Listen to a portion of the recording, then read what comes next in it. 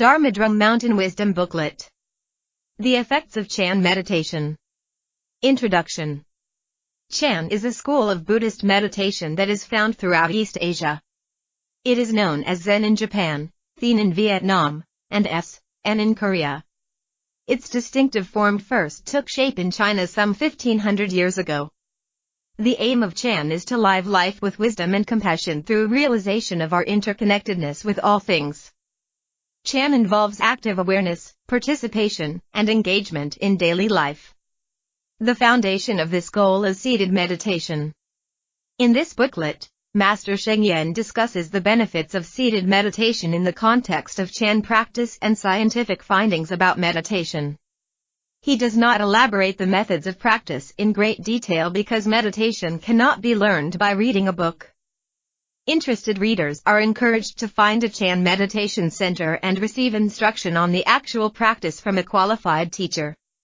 The wealth of Chan meditation. Modern science has solved many problems encountered in the natural environment, as well as those found in physiology and psychology. Yet despite the advancement of civilization and technological innovations, the number of problems to be solved has increased. Up until the day the earth ends, it will be impossible to completely overcome the problems posed by nature.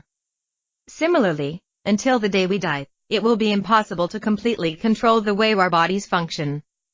We are incapable of preventing the gradual diminishing of the sun's thermal energy, so the weakening and eventual destruction of the earth is inevitable. Neither can human beings stop their own aging. The death of the physical body is inevitable. Up until the day the earth ends, it will be impossible to completely overcome the problems posed by nature.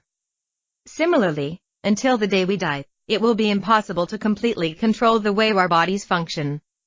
We are incapable of preventing the gradual diminishing of the sun's thermal energy, so the weakening and eventual destruction of the earth is inevitable. Neither can human beings stop their own aging. The death of the physical body is inevitable. But as long as the earth remains our home, we should do what we can to improve the environment. And while we are still alive, we should do our best to maintain and improve physical and mental health, so that we can live happier and more comfortable lives. Science may help us with these tasks, but we should not leave it to science alone. The practice of Chan meditation is the most reliable method to realize intellectual and physical potential. Through Chan we can improve our lives immeasurably. The methods used in Chan meditation originated in China and have their roots in India. However, the principle behind these methods, founded on developing one's body and mind through concentration and insight, is universal. Thus, it can be said that all great religious figures, philosophers, statesmen, scientists, writers, and artists all over the world, from the past to the present, have, in their own way, experienced the benefit of Chan. The methods used in Chan meditation originated in China and have their roots in India. However, the principle behind these methods, founded on developing one's body and mind through concentration and insight, is universal. Thus, it can be said that all great religious figures, philosophers, statesmen, scientists, writers, and artists all over the world, from the past to the present, have, in their own way, experienced the benefit of Chan.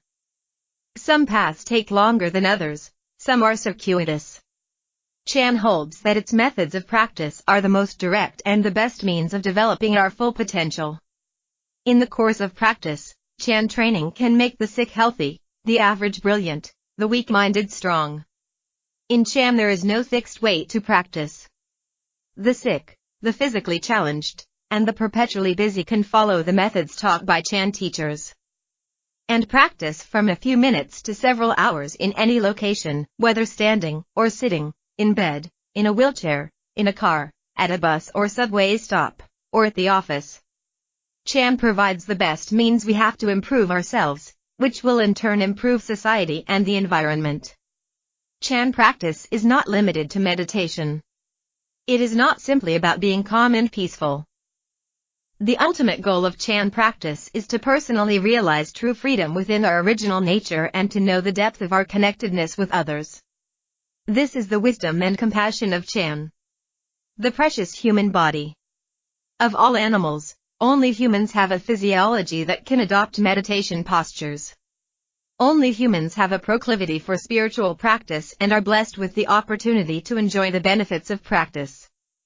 That is why Shakyamuni Buddha, who founded Buddhism 2,500 years ago, often praised the preciousness of human life, stressing that among all sentient beings between heaven and hell, human beings are most suited to the practice of the Buddhist path.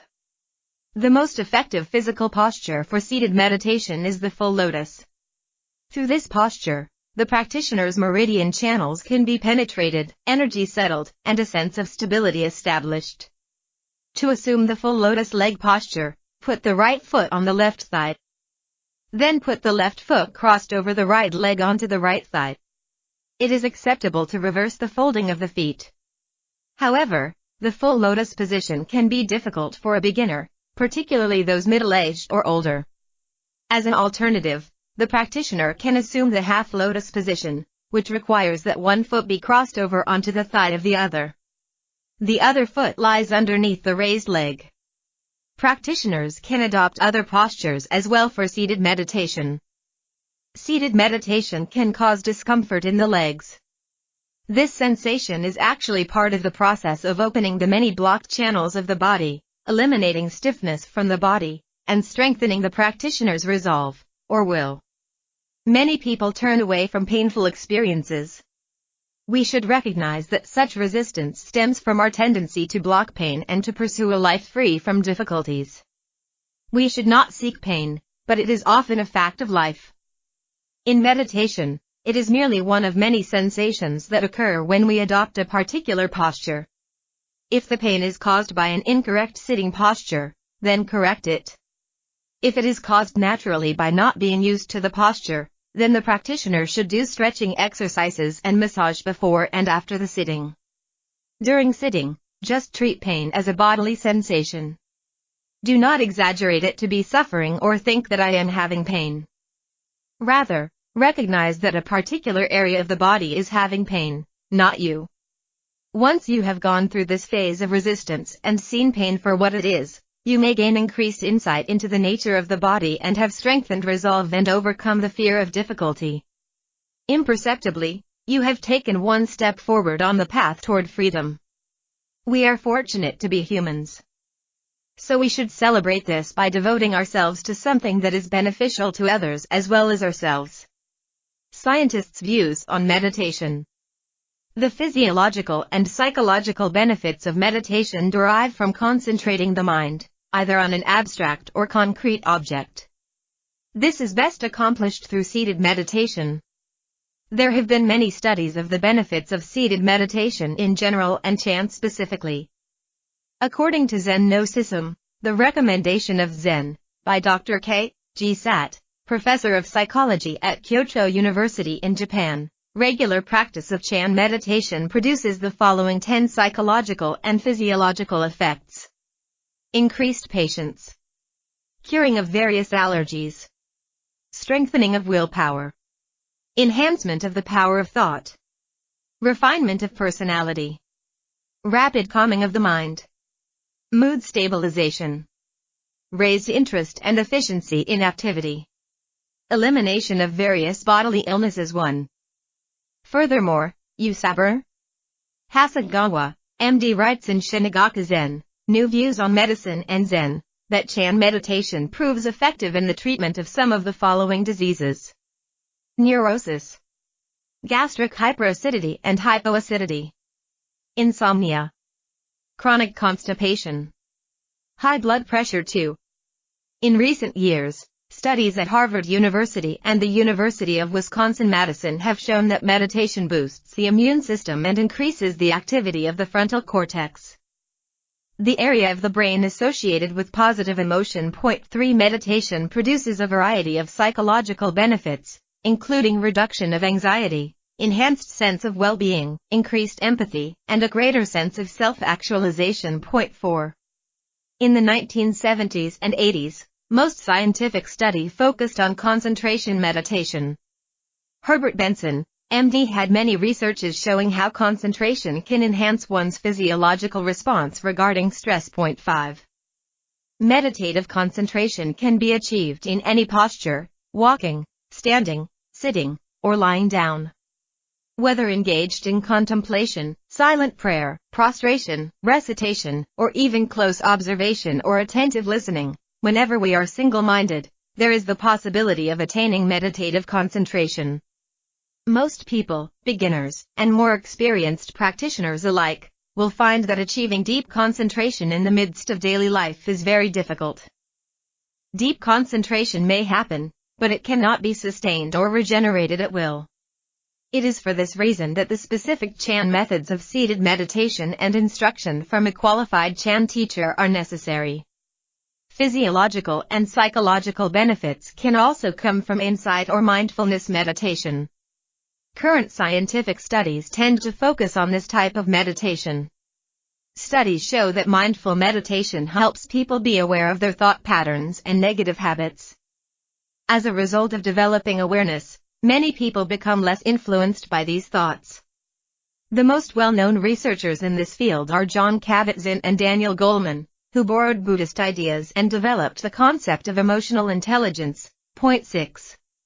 To those who have personally experienced the benefits of Chan meditation, these scientific reports are not necessary. To beginners who would like to try meditation, these reports are encouraging. Ensuring a healthy body and mind. If we want a healthy body and mind, the first step is to observe and understand how they work. We really understand very little about our own bodies and minds. We know that cellular metabolism does not stop for a moment, but we do not actually sense it. We seldom think about how the food we eat affects our health. We seldom pay attention to how many thoughts come and go in a single day or even in a minute. At the end of the day, we may have some impressions of a few major concerns we may have dwelt upon, but we are never clear about the actual number of thoughts in our mind at any given moment. Worse, we constantly waste energy. Establishing a career, engaging in study, or contributing to the community requires considerable mental and physical energy. But in the process of doing these things, we are tense, nervous, and scattered, and, consequently, we lose a tremendous amount of energy and fail to replenish it. We must conserve our energy in order to use it wisely. Scattered thoughts cause us to lose energy. They consume not only physical energy but diminish mental acumen. Harmful thoughts, such as strong desire, hatred, arrogance, and despair, stir our emotions and disturb physiological balance. Chan meditation reduces scattered and harmful thoughts, so in all situations we learn to maintain a relaxed, focused, and clear mind. This state of mind is reflected in our bodies. Whenever a situation or problem requires attention, we will respond to it with our fullest attention and ability. Physiologically, Chan meditation enhances the endocrine system, which supports the coordination between the sympathetic and parasympathetic nervous systems. The pituitary, pineal, parotid, and thymus glands of the sympathetic nervous system can cause the constriction of blood vessels, thus increasing the sympathetic tone of the body. The demands of life can tax our brains and bodies. When we react with strong emotions, whether wild excitement or violent rage, blood vessels constrict, pulse rate quickens, blood pressure increases, and we breathe more rapidly. All of these factors can lead to such conditions as cerebral hemorrhage, insomnia, palpitations, tinnitus, neurosis, and indigestion. When we experience severe emotions, endocrine gland functioning becomes imbalanced, and toxins are produced in the blood. The endocrine system normally promotes the healthy body. When it loses balance, however, it will signal alarms in the body. The practice of Chan meditation transforms fluctuating moods and nourishes a clear and calm state of mind. Such a clear and stable state of mind is useful in meeting the challenges of life. We will not be overwhelmed by stress and we will not be overly excited when things go well. Gain and loss will not cause pride or depression. One foundational method used in Chan to achieve focus, insight, and health is meditation on the breath. Proper, natural breathing allows the sympathetic nervous system to be balanced and healthy. People generally use their lungs and chest to breathe. Chan practitioners shift the center of breathing to the lower abdomen, or what we call danchan or elixir field. This method uses abdominal pressure as a medium to control the parasympathetic nervous system. Blood vessels dilate, lowering blood pressure, reducing the sympathetic tone, and increasing the secretion of acetylcholine, which enables the practitioner to achieve tranquility, serenity, and detoxification. Shifting the center of breathing from the chest to the lower abdomen cannot be accomplished with just a few days' practice. Some teachers of yoga and qigong suggest forced abdominal breathing to achieve improved health, but this method is not suitable for everybody. For those who find abdominal breathing physically unsuitable due to congenital or acquired conditions, the practice may result in illness.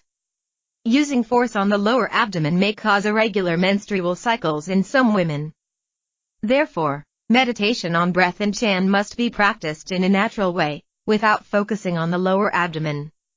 If the practitioner is unsure whether or not concentrating on the abdomen while breathing is inappropriate, then concentrating on the breath at the nostrils is the safest method. Just focus the attention at the tip of the nose and maintain natural breathing. After a period of time, breathing naturally slows down, reduces in frequency, and extends in depth. Eventually the center of breathing will move down from the chest to the lower abdomen on its own accord. Abdominal breathing can transport blood stored within the liver and spleen to the heart, thus making more efficient use of the blood. The liver and spleen produce and store blood, holding a third of the body's supply. Another third is in the heart and in the rest of the body's muscle tissue. The blood stored within the liver and spleen does not normally enter the circulatory system. Only when necessary is it used to compensate for a deficiency in the heart's blood supply. Abdominal breathing increases the blood volume so much that it is equivalent to adding an auxiliary heart to your body. Increasing the amount of blood in the circulatory system enhances its capacity to deliver nourishment, thus revitalizing and restoring atrophied cells or tissues, and enabling blocked and dying cells to gradually revive and regenerate. Because of this, Chan meditation can help cure various medical conditions and chronic diseases. For someone who contracts an unusual illness that responds poorly to conventional medical treatment, Chan meditation may be of great benefit. Although it may not cure a medical condition as swiftly as removing an appendix cures appendicitis, it can stabilize moods, reduce panic and fear, and ease the suffering caused by the illness. Lifespan is limited, of course. Meditation cannot keep you young and alive forever, but it certainly can help you live a longer, happier and healthier life. Cultivating a strong character. Strong character can be developed and nurtured through education, art, and religion.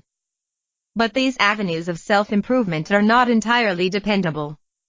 Some, lured by the temptations of fame, fortune, and power, take up education, art, or religion, and appear to be of noble or saintly character, but in the depths of their hearts, they may harbor unspeakable ambitions and schemes. There are hypocrites who are highly educated and bad people who attend churches and temples. This is because religious doctrine, ethics, and art are imposed from the outside. Sometimes in a very authoritarian manner, so they do not necessarily resonate with one's inner state. Chan meditation is the best way to cultivate strong character. It enhances character through practice and self-realization, not through external dogma or pressure. Outwardly imposed ethics and morals are unnecessary because Chan practice is itself a path of self-awareness, self-discipline, and self-transformation. Moreover, not only do we benefit, but, more importantly, so do those around us. Religious doctrine, ethical standards, and moral judgments change according to time, environment, and individual attitudes, so that throughout history many new religious doctrines and practices have emerged in response to social and environmental forces, Buddhism not excluded. While Chan is a school of Buddhism and does not deny its teachings, it transcends the boundaries of Buddhism as an established religion. It is a timeless spiritual path that adapts to human needs. It aims to nourish and strengthen body and mind through a fourfold process of facing, affirming, harmonizing, and emptying the self. This process is like peeling an onion. When the layers of deluded thinking are peeled off, there is no objective and subjective self to be seen. The peeling away of delusion is accomplished through meditation practice, specifically through the practice of concentrating the mind and developing insight into the nature of mind. When our minds are concentrated and clear, we can understand ourselves deeper and discover our strengths and shortcomings. This stage is called facing the self. The next stage is called affirming the self, where we accept all that is good and not good about ourselves. At this stage, we become aware of our negative behavior patterns, but the power of concentration and mindfulness prevents us from being overcome by them. Only then can we truly enter the third stage, harmonizing the self. Here we refine the self by engaging in wholesome activities and abandon harmful ones. Finally, emptying the self refers to realizing that there is no permanent self to be found. What we identify as our opinions, views, and experiences continually change, as do the external circumstances that accompany them. Everything we consider as our mine is intimately connected with the world. While there is consistency in our mental continuum from one moment to next, we see that our thoughts constantly change and are connected to everything around us. There is no independent, unchanging self within us. A direct experience of this interconnectedness and impermanence is liberating. The practitioner realizes that all things are connected and yet nothing is rigid or fixed. Realizing the emptiness of the self is like peeling an onion. At the core, there is no core to be found. This fourfold process of facing, affirming, harmonizing, and emptying the self corresponds to the fourfold process of mental development in meditation. The practitioner first discovers a multitude of wandering thoughts, then concentration develops, then thoughts become unified and single-pointed, and finally the practitioner realizes no mind or no self. 7. All this begins with a sustained practice of meditation. By simply following the breath in meditation, we gradually reduce wandering thoughts. In time, we develop a strong sense of stability, independent of negative habits and habitual thought patterns such as self-disparagement and arrogance. Now these thoughts are like passing clouds in an open sky. They come and go, yet they have no effect on the sky.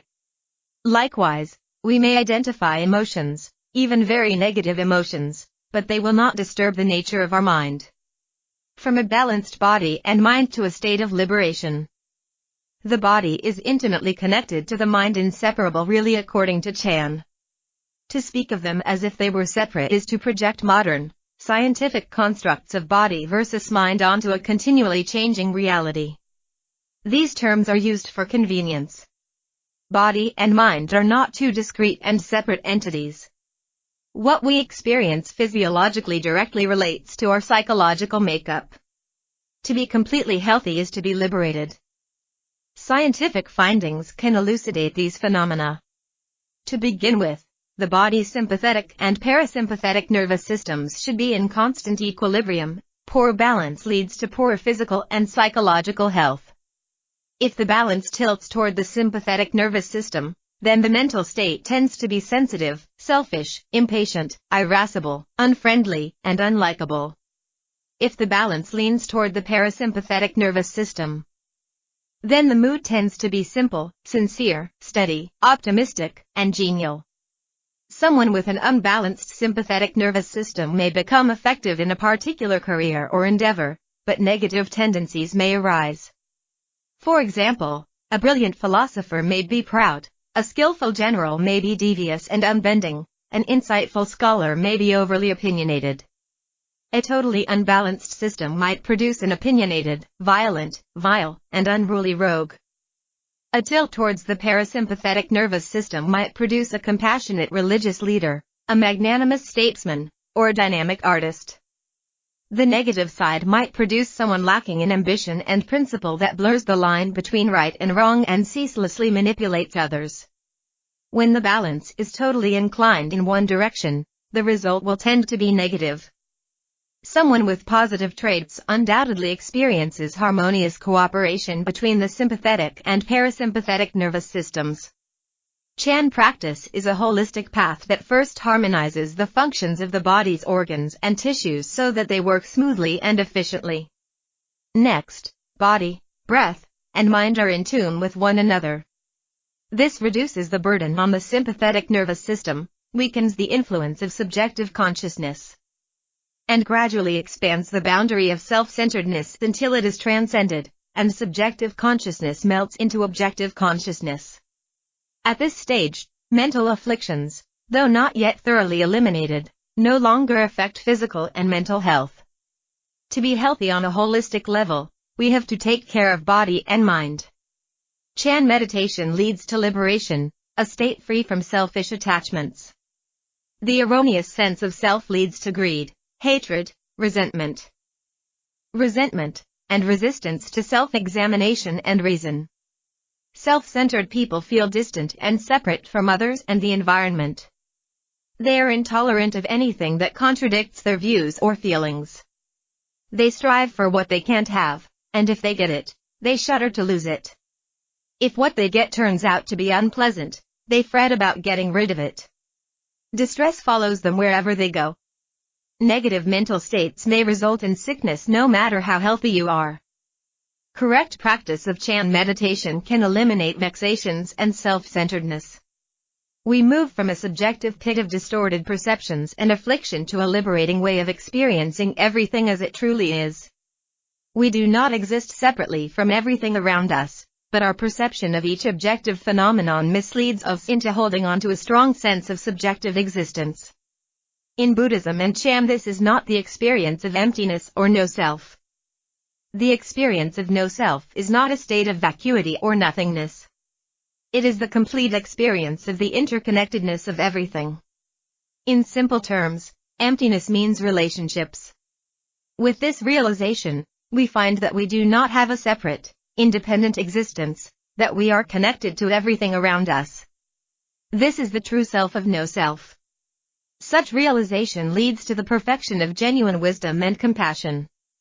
Chan practitioners who reach this stage deeply love humanity and all living beings. Their character is as clear and bright as spring sunshine. They may exhibit emotions for the sake of helping and enlightening others, but their minds remain tranquil as a crystalline autumn pond. We call such people enlightened, sages, or noble ones. In one of the scriptures, Shakyamuni Buddha said, "All sentient beings possess the wisdom and merit of the Buddha." This means we possess the full potential for perfect wisdom and compassion. If you think the benefits of Chan practice are desirable, then you must begin to practice. You will certainly succeed in your endeavors. Irrespective of gender, age, intelligence, physical strength, profession, social status, or religious belief, the door of Chan is open to all. Real Chan practice is more important than simply reading about Chan methods. This booklet is not Chan. To know Chan, you have to personally experience it. Otherwise, these pages will have provided nothing more than a tiny stream of words that will soon fade and be forgotten. About the author. Master Sheng Yen. Venerable Chan Master Sheng Yen was one of the 20th century's foremost Buddhist teachers, scholars, and meditation masters, and was instrumental in the revival of Chinese Buddhism in modern times. Ven. Sheng Yen was born into a humble farming family near Shanghai in 1930. He became a novice Buddhist monk at the age of 13. During the communist takeover of China in 1949, he escaped with the Nationalist Army to Taiwan. At the age of 28, after 15 years of strenuous scriptural study and struggle in his meditation work, while sojourning at various monasteries in southern Taiwan, he had the deepest spiritual experience of his life. Soon after, he entered into a solitary 6-year meditation retreat to deepen his realization. He later received formal lineage transmission in both the extant lines of Chan, Zen, Buddhism, making him the 57th generation master in the Linji line and the 52nd generation master in the Kedong line of Chan. In 1969, Venerable Sheng Yen went to Japan to attend graduate school, with the conviction that a strong education would be required to revive Chinese monasticism. In 6 years he obtained master's and doctorate degrees in Buddhist literature from Risho University, becoming the first monk to earn a doctorate in the history of Chinese Buddhism. For the last 30 years of his life, He tirelessly devoted all of his energy to advancing Buddhist education, reviving the tradition of rigorous education for monks and nuns, leading intensive Chan meditation retreats worldwide, engaging in interfaith outreach, and working on behalf of world peace, youth development, and gender equality. Venerable Sheng Yen passed away peacefully in Taiwan on February 3, 2009. He is revered by tens of thousands of disciples and students around the world. His wisdom and compassion is found in his books in Chinese, English, Japanese, and several other languages, and in the teachings of his students and Dharmayers both in Asia and the West. Appendix: Dharma Drum Mountain Pocket Guides to Buddhist Wisdom. E1 Meeting of Minds. E2 In the Spirit of Chan.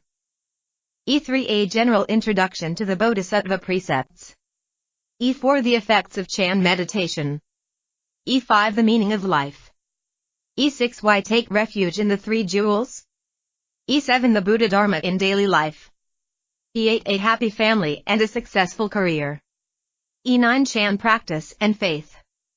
E10 Establishing Global Ethics. E11 Wuming Exposes Ignorance. E12 The Buddha Mind, Universe, and Awakening. E13 The Dharma Drum Lineage of Chan Buddhism. E14 Master Sheng Yen. E15 The Six Ethics of the Mind. E16 Living in the 21st Century, a Buddhist View. E17 Encounters with Master Sheng Yen. Copyright Pocket Guides to Buddhist Wisdom. English E4.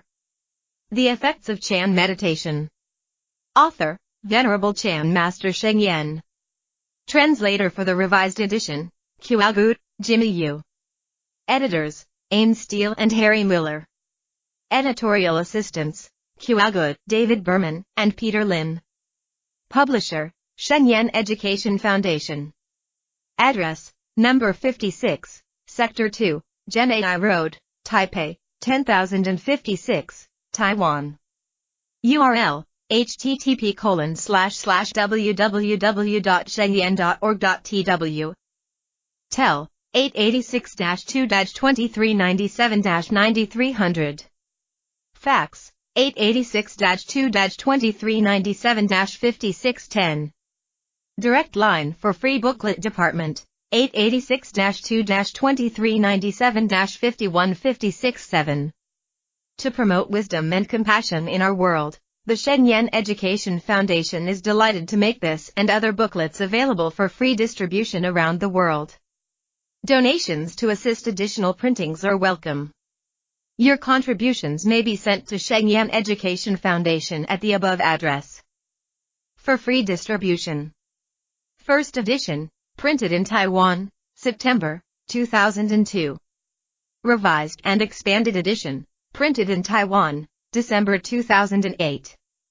Originally published in 1977. ISBN 957-598-234-7. Copyright C. Dharma Drum Mountain 2008. All rights reserved. No part of this book may be reproduced without permission in writing from the publisher. 1. Koji Sato, Zen no Susum.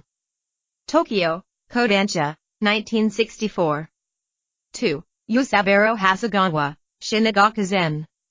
Osaka, Sojinsha, 1964. 3. Stephen Hall, Is Buddhism Good for Your Health? New York Times, September 14, 2003. 4. In addition, there are psychotherapy treatments founded on the theoretical concepts and practice of Zen such as dialectical behavioral therapy and Morita therapy. 5. See, for example, Herbert Benson, with William Proctor, Beyond the Relaxation Response, How to Harness the Healing Power of Your Personal Beliefs, New York, Berkeley, 1985. 6. John Kabat-Zinn, Full Catastrophe Living, Using the Wisdom of Your Body and Mind to Face Stress, Pain, and Illness, New York, Dell, 1991. Daniel Goleman, Emotional Intelligence, New York, Bantam Books, 1995. 7. For further details, readers can read my books, Subtle Wisdom, Understanding Suffering, Cultivating Compassion Through Chan Buddhism, New York, Doubleday, 1999. Getting the Buddha Mind, on the Practice of Chan Retreat, New York, Dharma Drum Publications, 1982, 2005.